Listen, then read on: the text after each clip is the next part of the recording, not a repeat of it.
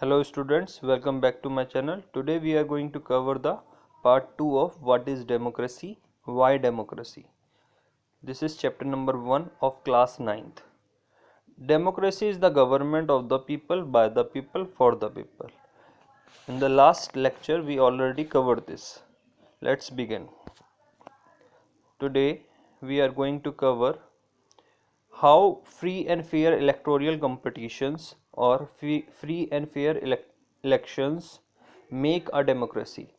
Free and fair elections के कारण जो डेमोक्रेसी बनती है उसके कुछ केसेस को समझेंगे। सबसे पहले हम एक केस स्टडी करते हैं जिससे हमें ये समझ में आएगा कि free and fair electoral competition के कारण क्या होता है, डेमोक्रेसी कैसे बनती है। ठीक है, क्यों एक डेमोक्रेसी के लिए free and fair election important की फीचर है।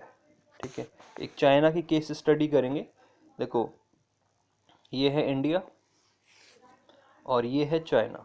ठीक है, हमारा नेबरिंग कंट्री है और the capital of China is Beijing. ठीक है, इसकी केस स्टडी करेंगे कि वहाँ पर इलेक्शंस किस तरीके से होते हैं। Free and fair electoral competition. ठीक है, चाइना की केस स्टडी है। तो यहाँ पर हमें ये समझना है कि यहाँ पर इलेक्शंस कैसे होते हैं। इंडिया में तो तुम्हें पता है किस तरीके से इलेक्शंस होते हैं, ऐसे ही हमें ये बात पता करनी है कि वहाँ पर इलेक्शंस कैसे होते हैं। क्या वहाँ पर फ्री एंड फेयर इलेक्शंस होते हैं, क्या सबको इक्वल अधिकार मिलता है। ठीक है, या सारी पार्टीज़ को इक्वल अधिकार मिलता है कि वो पार्टिसिपेट कर सकें। तो किस तरीके के कंपटीशन होते हैं, किस तरीके का इलेक्शन होता है, प्रोसीजर क्या है, उसको समझते हैं। How people elect their representatives in China. तो सबसे पहला सवाल आता है हमारे दिमाग में और सबसे इम्पोर्टेंट भी है, how people elect their representatives in China. जो रिप्रेजेंटेटिव्स होते हैं, कौन होते हैं रिप्रेजेंटेटिव्स, जैसे कि एमएलए, एमपी इंडिया में, ऐसे ही जो एमएलए और एमपीज होते हैं चाइना में, वो किस तरीके से चुने जाते हैं। In China elections are regularly held after every 5 years. तो जिस तरीके से इंडिया में होता है उसी तरीके से चाइना में हर 5 साल में इलेक्शंस होते हैं for electing the countries parliament. ठीक है, कंट्रीज पार्लियामेंट में रिप्रेजेंटेटिव्स को चुनने के लिए चाइना में हर 5 साल के अंदर इलेक्शंस होते हैं। अच्छा, जो चाइना की पार्लियामेंट है, जैसे हमारे यहाँ पर पार्लियामेंट है, उसे क्या कहा जाता है, संसद भवन। तो उसी तरीके से चाइना की पार्लियामेंट को क्या कहा जाता है, इंग्लिश में इसे बोला जाता है नेशनल पीपल्स कांग्रेस। क्या बोला जाता है, नेशनल पीपल्स कांग्रेस। जैसे हमारे यहाँ लोकसभा, राज्यसभा है, उसी तरीके से वहाँ पर एक जो पार्लियामेंट है उसे बोला जाता है नेशनल पीपल्स कांग्रेस। और एक चाइनीज़ वर्ड है क्वोंग्यू रेंगमी डाइबियो दूही। ठीक है, इसका मीनिंग होता है नेशनल पीपल्स कांग्रेस। ठीक है, तो तुम्हें क्या बात समझ में आई कि इंडिया की तरह ही वहाँ पर भी 5 साल में इलेक्शंस होते हैं जिससे रिप्रेजेंटेटिव्स चुने जाते हैं। और पार्लियामेंट का नाम क्या है, National People's Congress. Who has the power to elect the president of the country. वहाँ पर जो प्रेसिडेंट हैं उनको इलेक्ट करने की पावर किसके पास है। The National People's Congress has the power to appoint the president of the country. तो किसके पास पावर है, जो नेशनल पीपल्स कांग्रेस होती है, जो इलेक्शन जीतती है, उसके पास ये पावर है, यानी पार्लियामेंट के पास ये पावर है कि वो प्रेसिडेंट को चुनते हैं। और कुछ मेंबर्स जो है नेशनल पीपल्स कांग्रेस में were elected by the army. ठीक है, ये याद रख लेना तुम। How is the president of China elected. तो जो प्रेसिडेंट होते हैं चाइना के, वो किस तरीके से इलेक्ट किए जाते हैं। पीपल, देखो, the National People's Congress consisting of 3000 members. तो नेशनल पीपल्स कांग्रेस में जो पार्लियामेंट है उनकी, वहाँ पर कितने मेंबर्स चुने जाते हैं, 3000 मेंबर्स। इलेक्शंस होते हैं और 3000 मेंबर्स चुने जाते हैं। Has the power to appoint the president of the country. और उनके पास क्या पावर होती है कि वो प्रेसिडेंट को चुनते हैं। ये 3000 मेंबर्स जो है वोटिंग करते हैं और प्रेसिडेंट को चुनते हैं। ठीक है। अच्छा, जो ये 3000 मेंबर्स हैं इनमें ही कुछ मेंबर्स आर्मी द्वारा चुने जाते हैं। Which members are allowed to contest for the elections in China? किन मेंबर्स को परमिशन है कि वो इलेक्शंस में यानी इलेक्शन में पार्टिसिपेट कर सकते हैं? तो यहाँ पर पार्टिसिपेशन किस तरीके का होता है, मतलब कौन लोग पार्टिसिपेट कर सकते हैं? जैसे इंडिया में क्या है, कोई भी पार्टिसिपेट कर सकता है, ठीक है। तो क्या वहाँ पर भी चाइना में भी ऐसा ही सिस्टम है? Only those who are the members of the Chinese Communist Party, जो लोग केवल और केवल चाइनीज कम्युनिस्ट पार्टी के मेंबर्स हैं, all those who are members of the Chinese Communist Party और 8 स्मॉलर पार्टीज, और छोटी छोटी 8 पार्टियां हैं, ठीक है, छोटी 8 पार्टीज हैं, अलाइड टू इट, जो इसके साथ जुड़ी हुई हैं। यानी कि कौन सी party? Chinese Communist Party plus कुछ छोटी 8 पार्टियां जो कि इसकी अलाय हैं। अलाय का मतलब इसके साथ ही ग्रुप में है, ठीक है, उनके साथ संधि हो रखी है इनकी। इन छोटी 8 पार्टियों allies to were allowed to contest elections held in 2002-2003। तो 2002 और 2003 में जो इलेक्शंस हुए थे, ये केस स्टडी हम पहले की पढ़ रहे हैं, ठीक है। 2002-2003 के टाइम पे जो इलेक्शंस हुए थे उसमें केवल और केवल चाइनीज़ कम्युनिस्ट पार्टी के मेंबर्स, ठीक है, और जो ये पार्टी है छोटी जिसमें 8 पार्टीज जो इसकी अलाइज है, केवल इनके ही मेंबर्स को परमिशन थी कि वो कंटेस्ट इलेक्शन में खड़े हो सकते थे। The government is always formed by the communist Party. और यहाँ पर का रूल है चाइना का, केवल और केवल एक ही पार्टी हमेशा जब यानी कि अगर इलेक्शंस होते हैं और सिर्फ खड़ी एक ही पार्टी होती है तो वही जीतेगी हमेशा। तो यहाँ पर हमेशा किसका रूल रहा है? एक ही पार्टी का रूल रहा है जिसका नाम है चाइनीज कम्युनिस्ट पार्टी, ठीक है, चाइनीज कम्युनिस्ट पार्टी। तो एक बात बताओ मुझे, क्या ये free and fair electoral competition हुआ? क्या इन्होंने कंपटीशन में पार्ट लिया? तो आंसर है नहीं, ठीक है। तो एक बात याद रख लेना, चाइना में हमेशा क्या होता है, the government is always formed by the communist party. तो आज भी वहाँ पर कौन सी पार्टी है जिसका रूल है? वो है कम्युनिस्ट पार्टी।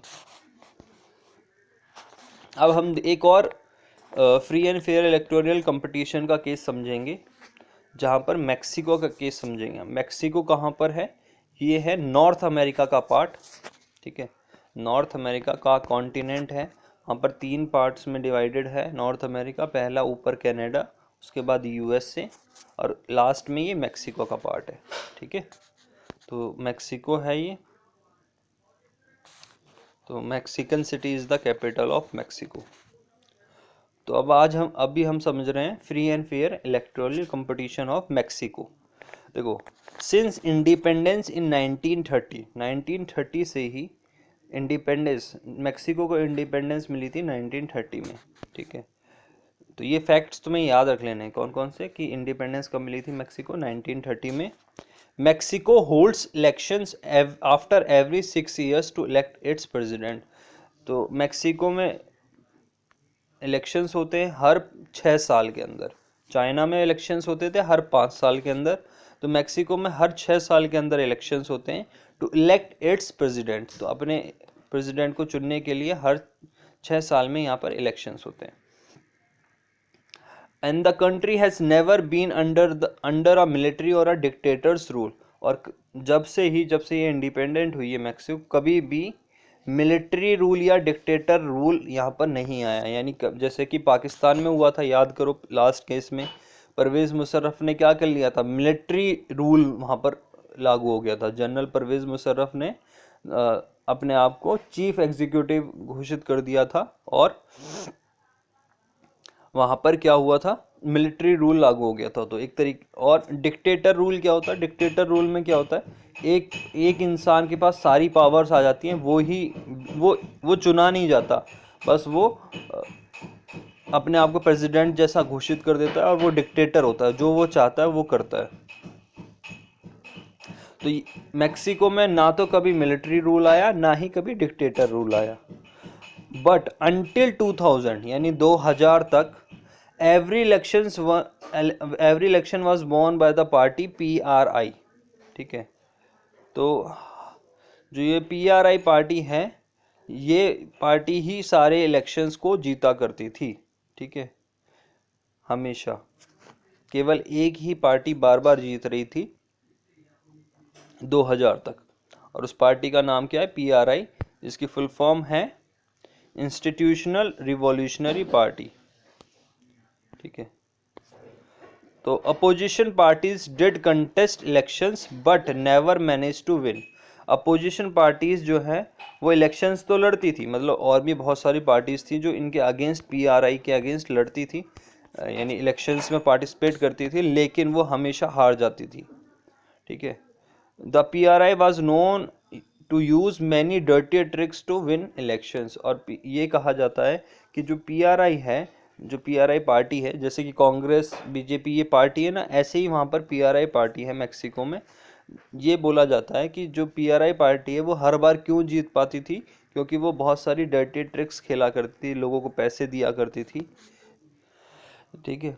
तो all those who are employed in the government offices had to attend its party at meetings, ठीक है। जितने भी गवर्नमेंट ऑफिसेस होते थे, ठीक है, उनके जितने भी एम्प्लॉय हुआ करते थे वो सब पार्टी मीटिंग्स में आया करते थे। मतलब एक तरीके से ये समझ लो कि गवर्नमेंट ऑफिसर जैसे कि DM या और भी ऑफिसर्स होते हैं जो छोटे मोटे, ठीक है, वो सारे पार्टी मीटिंग्स में आया करते थे, मतलब उन्हें भी पार्टी का हिस्सा बनाया हुआ था, जबकि ऐसा नहीं होना चाहिए कभी भी। किसी भी उसमें जो ऑफिसर्स होते हैं, जो ब्यूरोक्रेट्स होते हैं, वो कभी भी किसी भी पार्टी से कोई लिंक नहीं रखते, ठीक है। इंडिया में किसी का भी कोई लिंक नहीं होता, पार्टी का काम अलग होता है, ब्यूरोक्रेट्स जो ऑफिसर्स होते हैं गवर्नमेंट ऑफिसेस में, उनका काम अलग होता है, ठीक है। तो जैसे मैंने यहाँ पर क्वेश्चन बनाया, why were every elections won by the PRI in Mexico. तो PRI क्यों जीत पा रही थी हर बार? PRI manage to win elections every 6 years because they used many unfair means. तो क्या किया उन्होंने? बहुत सारे अनफेयर मीन्स यूज़ किए to win elections. Like they spend a large sum of money, उन्होंने बहुत सारा पैसा खर्च किया किसमें? इन द कैंपेन्स, जो कैंपेन चलाए जाते हैं, जो रैलीज होती हैं, जो पोस्टर्स लगाए जाते हैं, उन सब चीज़ों पे बहुत पैसा खर्च किया for its candidates and force people to vote for them. और लोगों को फोर्स किया, उन्हें पैसे खिलाए, ठीक है, ताकि लोग उन्हें वोट करें। तो इस तरीके से बहुत सारी डर्टी ट्रिक्स यूज़ करके मैक्सिको में हमेशा किसकी किसकी सत्ता रही? PRI पार्टी की, ठीक है। तो यहाँ पर मैंने डेफिनेशन बताई दी है, इंस्टीट्यूशनल रिवॉल्यूशनरी पार्टी, ठीक है। तो यहाँ पर देखो और भी डिटेल में समझाया हुआ है कि क्या क्या हुआ है। Teachers of the government schools use to force parents to vote for the PRI। जो टीचर्स होते थे गवर्नमेंट स्कूल्स के, वो पेरेंट्स को फोर्स किया करते थे कि वो वोट करें PRI पार्टी के लिए, ठीक है। तो ये भी एक डर्टी ट्रिक थी, ठीक है। Media largely ignored the activity of the opposition political party. और क्या क्या डर्टी ट्रिक्स इन्होंने की? देखो पहली डर्टी ट्रिक क्या थी इनकी? टीचर्स, जो गवर्नमेंट स्कूल्स में जो टीचर्स थे, वो पेरेंट्स को फोर्स किया करते थे कि वो वोट करें PRI पार्टी के लिए। अगला, मीडिया जो थी वो अपोजिशन पार्टीज की कोई भी बात नहीं बताया करती थी, उनका प्रमोशन बिल्कुल नहीं किया करती थी, और उन्हें ज़्यादा से ज़्यादा क्रिटिसाइज किया करते थे। क्रिटिसाइज का मतलब होता है उनको कोसा करते थे। Sometimes the polling booths were shifted from one place to the another in the last minute which made it difficult for a people to cast their votes। तो तीसरा पॉइंट यहाँ पर है कि जो पोलिंग बूथ हुआ करते थे, पोलिंग बूथ क्या होता है? जहाँ पर देखो ये एक सेंटर बना दिया जाता है जहाँ पर लोग जाते हैं और वोट करते हैं। तो जो ये वोटिंग वाला सेंटर हुआ, इसे कहा जाएगा पोलिंग बूथ। तो ये जो पोलिंग बूथ हुआ करते थे, लास्ट मिनट पर इन्हें एक जगह से दूसरी जगह पर रिप्लेस कर दिया जाता था, ठीक है। Which made it difficult for a people to cast their vote. जैसे अगर उन्हें ये लगता था कि कहीं किसी एरिया में वहाँ पर वो हारने वाले हैं, तो वहाँ से वो जो पोलिंग बूथ था उस एरिया से कहीं और शिफ्ट कर दिया करते थे, ताकि कम से कम लोग जो हैं वो वोट करने जाएं और उनके खिलाफ जो है बहुत कम वोट हों। सिर्फ वो अपने बंदू यानी अपने मेंबर्स को बता दिया करते थे कि ये जो पोलिंग बूथ है ये यहाँ पर शिफ्ट हो गया है, ठीक है। तो देखो क्या होता है कि अगर तुम्हारे एरिया में पोलिंग बूथ है तो लोग ज़्यादा से ज़्यादा जाते हैं वोट करने के लिए, इसलिए हमेशा क्या होता है उसी एरिया में पोलिंग बूथ बनाया जाता है। लेकिन मैक्सिको में क्या किया करते थे वो, लास्ट मिनट पे जहाँ पर उन्हें लगता था कि यहाँ पर हारने वाले, तो वहाँ से पोलिंग बूथ हटाकर वो सेंटर को बंद करके कहीं और पोलिंग बूथ बना दिया करते थे दूर एरिया में, ताकि कम से कम लोग जाएं वोटिंग करने के लिए। ठीक है, तो ये इस तरीके के ट्रिक्स यूज़ की मैक्सिको ने। The PRI spent a large sum of money in the campaign for its candidate, और ये मैंने बताया था कि बहुत सारा पैसा खर्च किया करते थे, लोगों को पैसा दिया करते थे कि वो उनके कैंडिडेट्स को वोट करें। तो हम इस मैक्सिकन एग्जाम्पल्स, तो ये 4 डर्टी ट्रिक्स याद रख लेना, होमवर्क में क्वेश्चन दिया हुआ है मैंने, तो ये तुम्हें 4 पॉइंट्स लिखने हैं उसमें। ठीक है, मैक्सिकन एग्जाम्पल से हमें क्या समझ में आता है? हमें ये समझ में आता है मैक्सिकन एग्जाम्पल से, people seem to really have a choice but in practice they had no choice. देखो इसमें लगता तो ऐसा है कि लोगों के पास चॉइस है इलेक्शंस में, ठीक है, लेकिन क्या सच में उनके पास कोई चॉइस थी? क्योंकि जो पॉलिटिकल पार्टीज थी उन्होंने बहुत सारे ट्रिक्स से लोगों को अपनी तरफ किसी ना किसी तरीके से अपना ही सत्ता बनाए रखी है उन्होंने। There was no way the ruling party could be defeated, और ऐसा कोई रीज़न नहीं छोड़ते थे वो लोग कि उन्हें कोई हरा सके। Even if people were against it, चाहे लोग उनके अगेंस्ट ही क्यों ना हो, तो वो क्या करते थे? क्या यहाँ पर फेयर इलेक्शंस हुए हैं? क्या यहाँ पर सही इलेक्शंस हुए हैं? तो आंसर है नहीं। ठीक है, क्योंकि यहाँ पर मैनिपुलेट किया जाता था लोगों को। ठीक है, तो ये एक तरीका है। इन 2 केसेस से, चाइना का केस और मैक्सिको का केस पढ़ के हमें ये समझ में आता है कि फ्री एंड फेयर इलेक्शंस, लोग फ्री हों और एक तरीके से फेयर इलेक्शंस हो, उनके ऊपर कोई दबाव ना हो। फ्री एंड फेयर इलेक्शंस कितने इम्पोर्टेंट हैं किसी भी डेमोक्रेसी के लिए। ठीक है, और इसी से हमें सेकंड फीचर मिलता है अपनी डेमोक्रेसी के लिए। ठीक है, this add to the second feature of our understanding of democracy. तो डेमोक्रेसी में क्या होना चाहिए? The election must offer a real choice between the political alternatives. हमें एक, देखो पहली बात तो क्या होना चाहिए कि जो होल्डिंग ऑफ इलेक्शंस होनी चाहिए वो होनी चाहिए फेयर। ठीक है, और elections must offer a real choice between the political alternatives. लोगों के पास चॉइसेस होनी चाहिए कि वो किसको चुनना चाहते हैं, और सबके पास एक फ्रीली मौका, एक फ्री चांस होना चाहिए कि सबको मौका मिले। ये ना हो कि जैसे चाइना में हो रहा है कि केवल एक ही पार्टी इलेक्शन लड़ रही है, मैक्सिको में हो रहा है कि केवल एक ही पार्टी जीत रही है, दूसरी पार्टी को वो पूरी तरीके से दबा दिया करते थे और अनफेयर मीन से इलेक्शंस को लड़ा करते थे।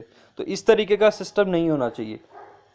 तो डेमोक्रेसी क्या होती है? जहाँ पर ये सारा सिस्टम नहीं होता। ठीक है, और इसी वजह से डेमोक्रेसी बहुत कम जगह पर है जहाँ पर रियल डेमोक्रेसी है। And it should be possible for the people to use this choice to remove the existing rulers if they wish to. देखो डेमोक्रेसी में अगर फ्री एंड फेयर इलेक्शंस होंगे तो लोगों के पास एक मौका होगा कि वो जिस पार्टी को वो पसंद नहीं करते तो उसके अगेंस्ट भी वो वोट कर सकें। ठीक है, अगर उस पार्टी को वो नहीं चाहते कि ये जीते तो उसके अगेंस्ट वोट करेंगे, और जिस पार्टी को वो चाहते हैं उसी पार्टी को वो वोट करेंगे। और जैसे कोई सत्ता में है पार्टी, तो उस पार्टी को वो हटा भी सकते हैं अगर कहीं पर डेमोक्रेसी है जहाँ पर फ्री एंड फेयर इलेक्शंस हो रहे हैं। ठीक है, तो इसलिए फ्री एंड फेयर इलेक्शंस बहुत इंपॉर्टेंट है, एक इम्पॉर्टेंट की फीचर है डेमोक्रेसी का। तो यहाँ पर मैंने कंपैरिजन किया हुआ है दोनों चाइना की डेमोक्रेसी का भी और चाइना की डेमोक्रेसी नहीं है और मैक्सिको की भी डेमोक्रेसी नहीं है। यहाँ पर मैंने कंपैरिजन किया है चाइनीज़ इलेक्शंस का और मैक्सिको। एक तरीके से डेमोक्रेसी या जो भी सिस्टम है वहाँ पर उसको समझो। ठीक है, तो वहाँ पर मैं तो उसे डेमोक्रेसी नहीं कहूँगा, लेकिन वहाँ पर वो लोग डेमोक्रेसी ही कहते हैं। तो डेमोक्रेटिक सिस्टम कैसा है चाइना का और मैक्सिको का, इसका कंपैरिजन करते हैं। देखो चाइना में क्या है, चाइना में the elections do not have offer people any choice. तो चाइना में क्या है, इलेक्शंस में लोगों के पास कोई चॉइस ही नहीं है, केवल और केवल एक ही पार्टी को उन्हें चुनना पड़ेगा, सीसीपी, चाइनीज कम्युनिस्ट पार्टी। ठीक है। दूसरा, they have to choose the ruling party and the candidate approved by it. जो रूलिंग पार्टी है, जो रूल कर रही है, कौन सी रूल कर रही है, सीसीपी, चाइनीज कम्युनिस्ट पार्टी, उन्हीं को चूज करना पड़ता है उन्हें, और उसी के कैंडिडेट्स को जो अप्रूव किए जाते हैं उसी को उन्हें चुनना पड़ता है। तो उनके पास कोई चॉइस ही नहीं बची है। ठीक है। मैक्सिको में क्या हो रहा है, in Mexico the people seem to have a choice but practically they do not have any choice. देखो, मैक्सिको में उनके पास चॉइस, लग रहा है कि चॉइस है, लेकिन प्रैक्टिकली उनके पास कोई चॉइस भी नहीं है। मतलब इलेक्शंस तो बहुत सारे लोग लड़ते हैं वहां पर, लेकिन केवल और केवल एक ही पार्टी जीत रही है। तो इसका मतलब उनके पास चॉइस तो है, लेकिन कोई फायदा नहीं हुआ उस चॉइस का। There was no way that the ruling party could be defeated, क्योंकि जो रूलिंग पार्टी है उसको हराना बहुत ही मुश्किल है। वो बहुत सारे ट्रिक्स खेलकर हमेशा खुद ही सत्ता में रहती थी। Even if the people were against it, चाहे लोग भी उनके अगेंस्ट क्यों ना हो। ठीक है। तो देखो, हमें दूसरा फीचर मिलता है, वो क्या फीचर है, So a democracy must be based on a free and fair elections where those currently in power have a fair chance of losing। ठीक है। तो ऐसी फ्री एंड फेयर इलेक्शंस होना चाहिए जो करंटली पावर में है, जो रूलिंग पार्टी है, उसके हारने का भी मौका होना चाहिए। लोग अगर उसके अगेंस्ट है तो वो हारे भी। ठीक है। तो उसे कहा जाएगा फ्री एंड फेयर इलेक्शंस। ठीक है। क्लियर है बात। चलो, अब हम बात करेंगे voting, one person one vote one value. ठीक है। कुछ कंट्रीज हैं हमारे यहाँ पर, देश पूरे वर्ल्ड में, जो कंट्रीज वोटिंग राइट्स नहीं देते, या वोटिंग राइट्स जो है सबको बराबर नहीं देते। इन तीन वर्ड्स का मीनिंग समझना तुम। वन पर्सन, एक इंसान, उसके पास एक वोटिंग राइट होना चाहिए और उसकी इक्वल वैल्यू होनी चाहिए, यानी हर एक इंसान की इक्वल वैल्यू होनी चाहिए। ठीक है।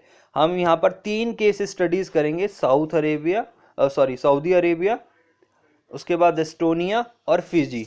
ठीक है। इन तीन कंट्रीज के बारे में समझेंगे कि वहाँ पर किस तरीके से इक्वल वोटिंग राइट्स नहीं हैं। देखो, ये सऊदी अरेबिया है, ये रहा सऊदी अरेबिया। ठीक है। ये वाला पार्ट है सऊदी अरेबिया का। ठीक है। गल्फ कंट्री है यहाँ पर, बहुत इंपॉर्टेंट। उसके बाद ये है एस्टोनिया। ठीक है। यूरोपियन कंट्री है। टैलिन इसकी राजधानी है। ये देखो, ये दिखाया हुआ पार्ट है, ये है इसका एस्टोनिया का। उसके बाद नेक्स्ट है फिजी। फिजी जो है वो यहाँ पर तुम्हें एशिया के पार्ट में मिलेगा, एक आइलैंड कंट्री है। तो ये दो छोटे छोटे आइलैंड्स है यहाँ पर। ठीक है। तो ये तीन कंट्रीज़ हैं। स्वाबा इसकी कैपिटल है।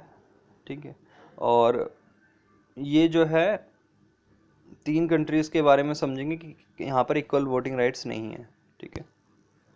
देखो, one person one vote one value. तो अभी हमने बात करी थी, we have studied about the free and fair election. ठीक है। अब हम बात करने वाले हैं, तुमने एक वर्ड पढ़ा होगा, universal adult franchise. Universal adult franchise का क्या मतलब होता है, all members who are of 18 years of age, जो भी लोग 18 ईयर्स ऑफ एज के हैं उन्हें एडल्ट बोला जाता है। They have the equal right to vote. ठीक है। उनके पास इक्वल राइट होते हैं कि वो वोट कर सकते हैं किसी भी इलेक्शंस में। तो इसे कहा जाता है यूनिवर्सल एडल्ट फ्रेंचाइज। यानी आप 18 ईयर्स के जैसे ही हो जाते हो तो सबके पास इक्वल वोटिंग राइट्स आ जाते हैं। ठीक है। इसे क्या कहा जाता है, universal adult franchise. This principle has now come to be accepted almost all over the country. और यूनिवर्सल एडल्ट फ्रेंचाइज जो है पूरी ही दुनिया में सब जगह इक्वल है, सबके पास इक्वल वोटिंग राइट्स हैं। ठीक है। पर कुछ जगह हैं जहां पर अभी भी इक्वल वोटिंग राइट्स नहीं हैं। फॉर एग्जाम्पल तीन एग्जाम्पल्स हैं जिसमें हम ये समझेंगे which do not provide equal voting rights. हम यहाँ पर तीन एग्जाम्पल से ये समझ रहे हैं कि कहाँ कहाँ पर वोटिंग राइट्स नहीं हैं, इक्वल वोटिंग राइट्स नहीं हैं। तो पहला एग्जाम्पल है सऊदी अरेबिया का। अनटिल 2015 से पहले तक womens do not have the right to vote. Womens को वोटिंग राइट नहीं था, कहाँ पर? सऊदी अरेबिया में। ठीक है, अब है वोटिंग राइट्स, लेकिन 2015 तक सऊदी अरेबिया में इक्वल वोटिंग राइट्स नहीं थे, वुमेन्स के पास कोई अधिकार नहीं थे कि वो वोट कर सकें। सेकेंड एग्जाम्पल हम इस्टोनिया का समझ रहे हैं। Estonia has made its citizenship rules in such a way. Estonia के अंदर सिटीजनशिप रूल इस तरीके से बनाए गए, in such a way that people belonging to the Russian minority, जो रशियन माइनॉरिटी लोग हैं जो रशिया से आए और आके इस्टोनिया में बस गए, तो वहाँ पर बहुत कम जनसंख्या है रशिया की, तो रशिया क्या हो गया वहाँ पर? रशियन लोगों की, तो रशियन लोग क्या हो गए वहाँ पर? माइनॉरिटी।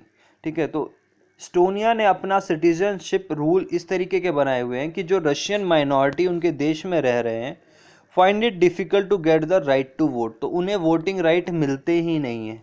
किसको? जो रशियन माइनॉरिटी हैं। ठीक है, जो लोग रशिया से आए और आके बहुत साल पहले यहाँ पर बस गए, उनके पास इक्वल वोटिंग राइट्स नहीं हैं एज़ कम्पेयर टू द जो सिटीजन ऑफ इस्टोनिया है, पहले से यहाँ पर पैदा हुए हैं, नेटिव हैं जो इस्टोनिया के।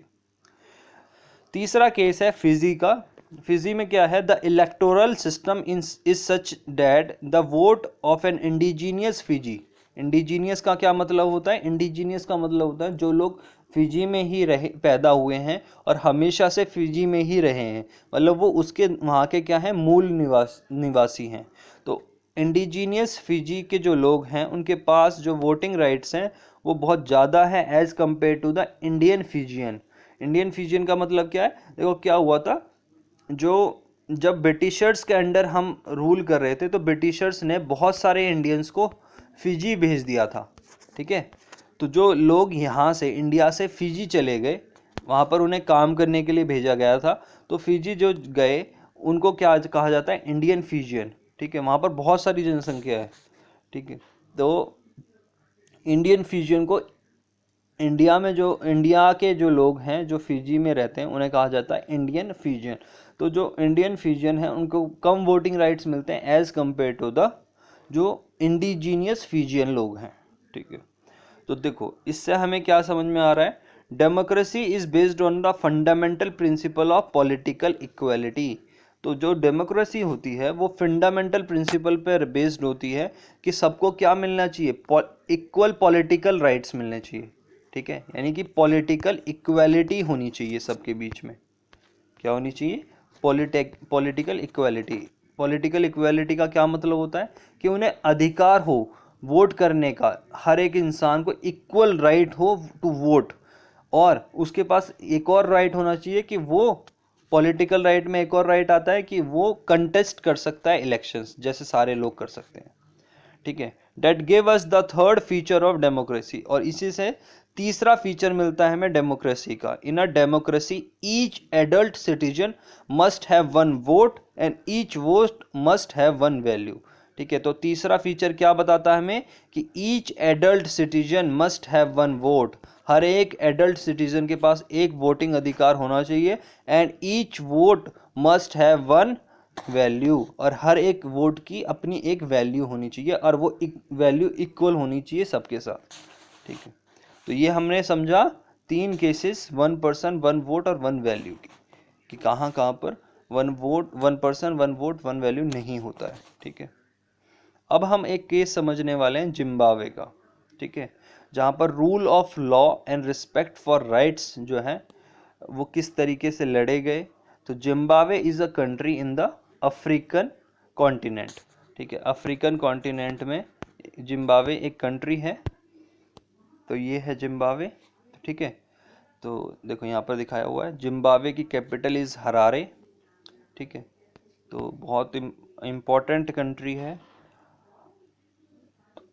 तो हम इसका केस समझेंगे। ठीक है, यहाँ पर ये है जिम्बाब्वे, ये पूरा कॉन्टिनेंट्स है, ये इंडिया है, तो तुम्हें यहाँ पर जिम्बाब्वे जाना हो तो यहाँ से यहाँ तक। ठीक है, तो अफ्रीकन कंट्री है, साउथ अफ्रीका नीचे है, उससे बस थोड़ा सा ऊपर है। ठीक है, तो rule of law and respect for rights, किस तरीके से लड़े यहाँ के लोग रूल ऑफ लॉ और रिस्पेक्ट फॉर राइट्स के लिए। Give an example of Zimbabwe, show how laws were made by one single ruler. Rules किस तरीके से बनाए जाते हैं एक सिंगल रूलर के द्वारा, ठीक है, इसको हम समझते हैं। Zimbabwe attend independence from white minority ruler in 1980। Zimbabwe ने जो गोरे लोग थे जबकि वो माइनॉरिटी में थे, उनसे इंडिपेंडेंस पाई कब? 1980s में, ठीक है। देखो जो अफ्रीका के लोग होते हैं वो ज़्यादातर ब्लैक पीपल होते हैं, तो उनके ऊपर कौन रूल करता था? White minority rulers. माइनॉरिटी का मतलब कम लोग थे लेकिन पैसे वाले थे, तो उन्होंने इनके ऊपर रूल किया। तो इंडिपेंडेंस पाई जिम्बाब्वे ने in the year 1980। Since then the country has been ruled by the, जब से ही इंडिपेंडेंस से यानी 1980 से ही एक पार्टी थी ZANUPF, the party that lead the freedom to struggle. इस पार्टी ने ही इनको जो इंडिपेंडेंस दिलाई थी। जैसे कि अब मैं तुम्हें एग्जांपल से समझाता हूँ। इंडिया जो है, इंडिया को इंडिपेंडेंस किसने दिलाई थी? उस टाइम तो बीजेपी थी ही नहीं, तो उस टाइम पे थी सिर्फ कांग्रेस पार्टी। इसी कारण से तुम देखोगे कि इंडिया में बहुत सालों तक इंडिपेंडेंस के बाद किस पार्टी ने रूल किया था? केवल और केवल कांग्रेस पार्टी ने रूल किया था, ठीक है। इसी तरीके से जिम्बाब्वे में इस पार्टी ने इन्हें इंडिपेंडेंस दिलाई थी, ZANUPF ने। तो इसलिए जो इंडिपेंडेंस के बाद इन्होंने बहुत साल तक रूल किया। इनके लीडर हुआ करते थे रॉबर्ट मुगाबे, ठीक है। Robert Mugabe ruled the party since independence, ठीक है। तो इंडिपेंडेंस से ही उन्होंने रूल करना स्टार्ट कर दिया था। Elections were held regularly and always von by the ZANUPF, ठीक है। जो हमेशा इलेक्शंस हुआ करते थे और हमेशा कौन सी पार्टी जीतती थी? ZANUPF, ठीक है।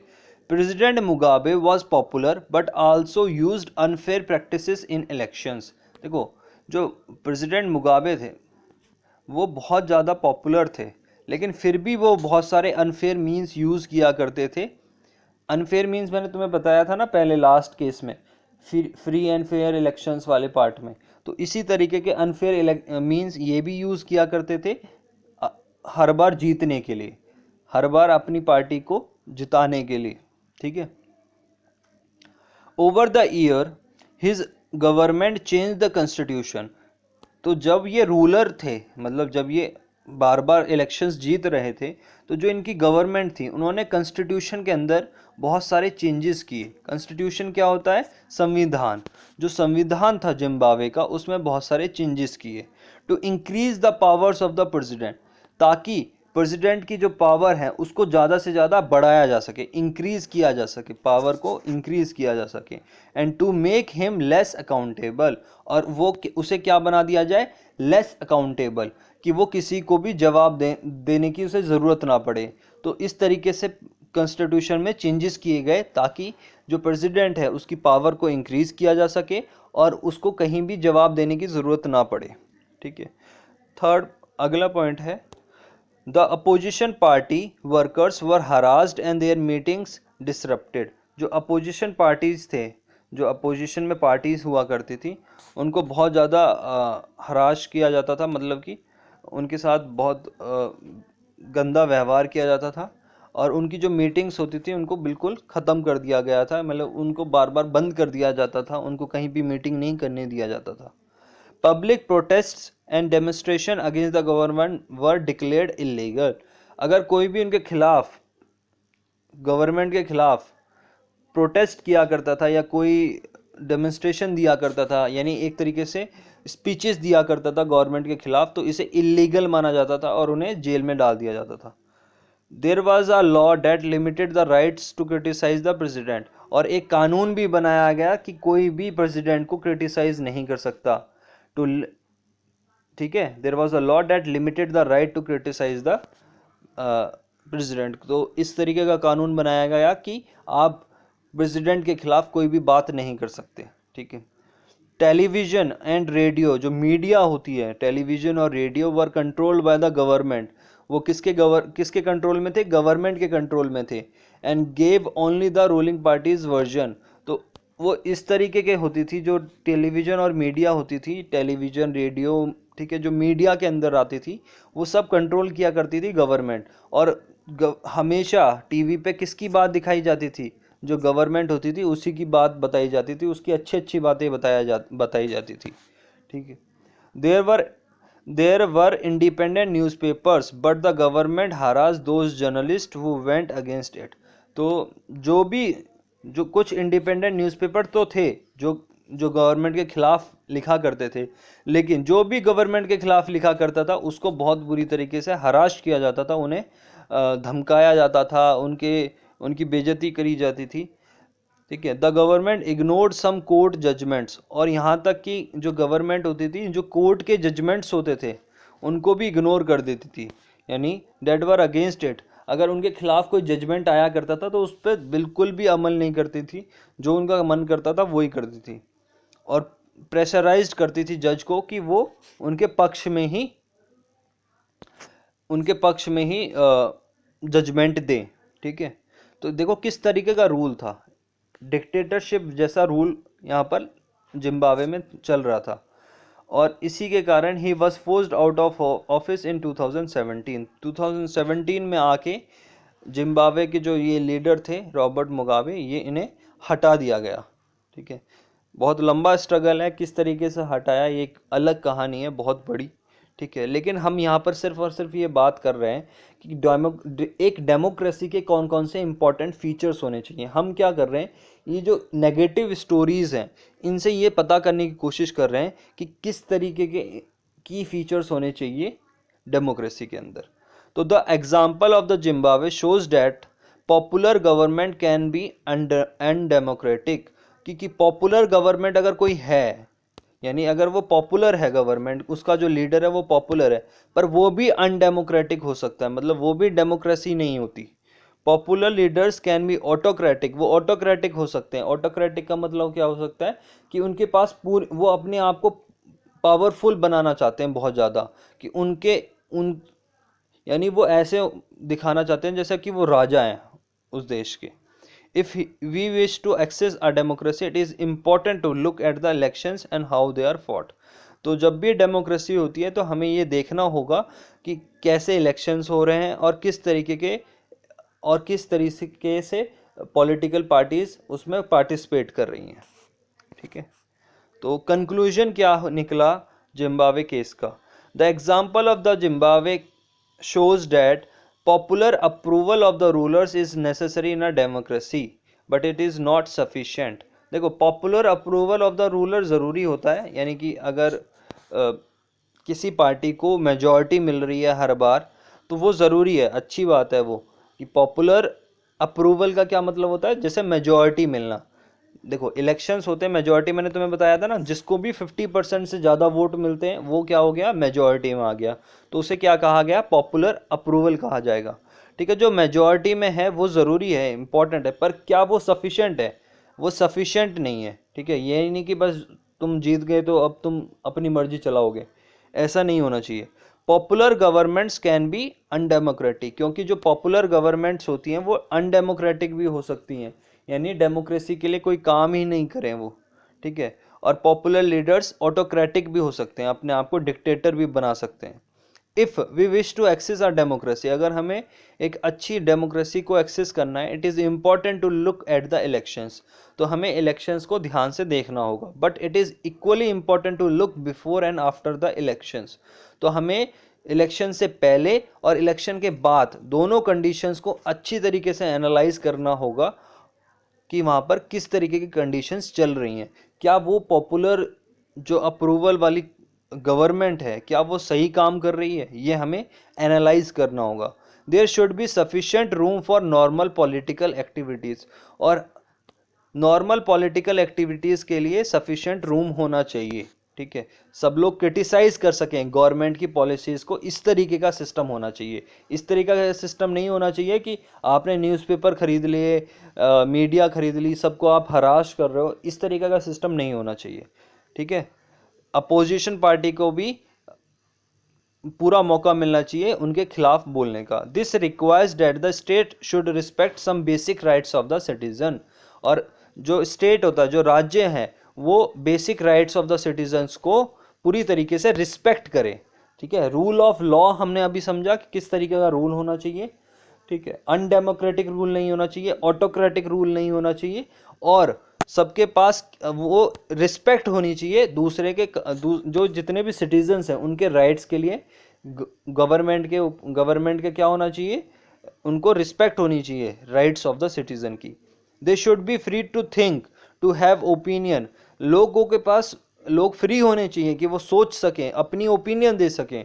To express these in public, और पब्लिक में ये बात बोल सकें।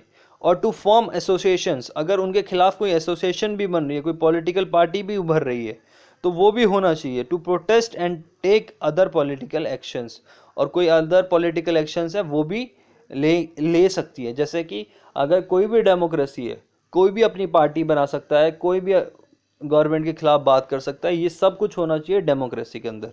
जैसे कि इंडिया में होता है कि कोई भी अपनी पॉलिटिकल पार्टी बना सकता है, किसी के खिलाफ भी बोल सकता है, अपोजिशन पार्टी कुछ भी बोल सकती है। यही होता है डेमोक्रेसी के अंदर। ठीक है, every one should be equal in the eyes of law, और सब लोगों के पास इक्वल अधिकार हैं और सबको इक्वल ही समझना चाहिए। ठीक है, क्योंकि कानून के सामने सब लोग क्या हैं, इक्वल हैं। These right must be protected by an independent judiciary. तो जो हमारी जुडिशरी होनी चाहिए वो कैसी होनी चाहिए, इंडिपेंडेंट होनी चाहिए, जो गवर्नमेंट को अगर कहीं वो गलत कर रहे हैं तो उनके खिलाफ भी एक्शन ले सके। Whose orders are obeyed by everyone, और जुडिशरी के ऑर्डर्स को सबको ओबे करना होगा, जो सुप्रीम कोर्ट ऑर्डर्स देते हैं। ठीक है, अगर वो कोई गाइडलाइंस जारी कर रहे हैं तो सबको उसे फॉलो करना होगा। जैसे कि इंडिया में होता है, इंडिया में अगर कोई सुप्रीम कोर्ट गाइडलाइंस जारी करता है तो गवर्नमेंट को भी उसको फॉलो करना पड़ता है, ओबे करना पड़ता है। ठीक है, तो आफ्टर इलेक्शंस क्या क्या होना चाहिए। Similarly there are some conditions that apply to the way a government is run after elections. तो इलेक्शंस के बाद किस तरीके से गवर्नमेंट चले, इसके भी कुछ कंडीशंस बताई हैं डेमोक्रेसी में। A democratic government can not do what ever it likes. जो डेमोक्रेटिक गवर्नमेंट होती है वो सारी चीज़ें नहीं कर सकती जो उसका मन करता है, सिंपली बिकॉज इट हैज़ वोन एन इलेक्शन। यानी अगर उसका मन कर रहा है कुछ गलत करने का तो अपनी मर्जी से वो कुछ भी ना करे। वो क्या हो, अकाउंटेबल हो, किसको, लोगों को, वो बताए कि वो उसने ये काम क्यों किया है। It has to respect some basic rules. उन्हें क्या करना चाहिए, रिस्पेक्ट करनी चाहिए बेसिक रूल्स की। ठीक है, in particular it has to respect some guarantees to the minorities. जो माइनॉरिटी भी हैं लोग, जो लोग कम हैं, परसेंटेज में कम हैं, जैसे कि सिख हैं या मुस्लिम्स हैं या फिर क्रिश्चियंस हैं, उन सब की बात को भी सुनना होगा, उनके सबको भी इक्वल राइट्स देने होंगे। ठीक है, every major decision has to go through a series of consultations. कोई भी अगर डिसीजन लिया जाता है तो उसको पूरी तरीके से कंसल्ट किया जाए, लोगों से पूछा जाए, कमेटीज़ बनाई जाए। Every office bearer has certain rights. जो भी ऑफिस पे बैठता है कोई भी डिपार्टमेंट में किसी, तो उसके पास कुछ राइट्स होते हैं एंड रिस्पॉन्सिबिलिटीज़ होती हैं assigned by the constitution and the laws. उसको वो पूरी तरीके से फॉलो करे, राइट्स के जो भी राइट्स उसे दिए गए हैं उसका यूज़ करे, रिस्पॉन्सिबिलिटीज़ का यूज़ करे, उसका मिसयूज़ ना करे। Each of this is accountable not only to the people but also to the other independent officials. ठीक है, जो ये जितनी भी पॉलिटिकल पार्टीज़ होती हैं, जितने भी ऑफिसर्स होंगे उनको, वो अकाउंटेबल होंगे लोगों के लिए, और जो भी इंडिपेंडेंट ऑफिशियल्स होते हैं उनको भी वो अकाउंटेबल होंगे। ठीक है, both these aspects give us the fourth and final feature of democracy. तो ये हमें देता है चौथा और फाइनल फीचर ऑफ डेमोक्रेसी। वो क्या है, a democratic government rules with in limit set by the constitutional law and citizen rights. किसी भी डेमोक्रेटिक गवर्नमेंट जो रूल कर रही है उसके, वो हमेशा रूल करे किसके अंडर, जो भी कॉन्स्टिट्यूशन में, जो संविधान में कानून लिखे गए हैं उसके अंतर्गत, और सिटीजन्स के राइट को मद्देनज़र रखते हुए। यानी कि लिमिटेशंस होनी चाहिए, लेकिन डेमोक्रेटिक गवर्नमेंट हमेशा काम करे कानून के अंतर्गत, जो कॉन्स्टिट्यूशनल लॉज लिखे गए हैं, और लोगों के राइट्स को कभी भी वो ख़त्म ना करे। ठीक है, उनके राइट्स को क्या करे, रिस्पेक्ट करे। ठीक है, तो ये हैं कुछ पॉइंट्स आफ्टर इलेक्शंस के, ठीक है। तो हमें समरी बनानी है अब यहाँ पर, ये लास्ट पॉइंट है, समरी डेफिनेशन ऑफ डेमोक्रेसी। तो समरी डेफिनेशन ऑफ डेमोक्रेसी में हमें जो 4 पॉइंट्स की फीचर्स मिले हैं उसको हम सम अप कर रहे हैं। देखो, democracy is a form of government in which the rulers are elected by the people. तो डेमोक्रेसी की डेफिनेशन हमने समझ ली थी। क्या होता है democracy? Is a form of government in which the rulers are elected by the people, जिसमें जो रूलर्स होते हैं उसे कौन इलेक्ट करता है? लोगों द्वारा चुना जाना, ठीक है। तो हमने ये सारी डेफिनेशन समझ ली। अब हम कुछ की फीचर समझ रहे हैं डेमोक्रेसी के। देखो, rulers elected by the people take all the major decisions. जो भी रूलर्स होंगे जो कि इलेक्ट किए जाएंगे लोगों द्वारा, उनके पास ही सारे डिसीजन लेने की पावर होनी चाहिए। Rulers elected by the people take all major decision. Pakistan वाला केस था ना, जहाँ पर लीडर तो चुने जा रहे थे लेकिन मेजर डिसीजन कौन लिया करता था? जनरल परवेज मुशर्रफ या कि आर्मी ऑफिशियल्स। तो ऐसा नहीं होना चाहिए। जिन लोगों को हमने चुना है वो ही लेंगे डिसीजन, ठीक है। दूसरा पॉइंट है, elections offers a choice and fair opportunity to the people to change the current rulers. लोगों के पास एक फेयर चॉइस होनी चाहिए, ठीक है, और अपॉर्चुनिटी होनी चाहिए कि वो जो भी करंट रूलर है उसको चेंज कर सकें, उसके अगेंस्ट भी बात कर सकें, ठीक है। फ्री एंड फेयर इलेक्शंस होने चाहिए। This choice and opportunity is available to all the people on equal basis. और जो ये चॉइस और अपॉर्चुनिटी लोगों के पास होनी चाहिए, ये इक्वल होनी चाहिए, सबको बराबर अधिकार होना चाहिए। ये नहीं होना चाहिए कि एक मतलब जैसे हमने सऊदी अरेबिया में देखा था कि वहाँ पर इक्वल वोटिंग राइट्स ही नहीं थी, ठीक है, वीमेंस को अधिकार ही नहीं था। तो सबके पास हर एक पर्सन के पास इक्वल वोटिंग राइट्स होने चाहिए और उसकी इक्वल वैल्यू होनी चाहिए। The exercise of this choice leads to a government limited by the basic rules of the constitution and citizens right, ठीक है। जो ये रूल्स हैं, ठीक है, ये किसके अंडर आने चाहिए? कॉन्स्टिट्यूशन के अंदर जो कानून लिखे गए हैं उसके अकॉर्डिंग ही डेमोक्रेटिक गवर्नमेंट काम करे और सिटीजन्स के राइट्स को रिस्पेक्ट करे, ठीक है। तो ये है हमारे की फीचर्स। इसके बाद नेक्स्ट पार्ट हम डेमोक्रेसी के 4 पॉइंट्स यानी कि जो मेरिट्स हैं डेमोक्रेसी की उसको समझेंगे और डीमेरिट्स को भी समझेंगे, ठीक है। Thank you. Like, share and subscribe.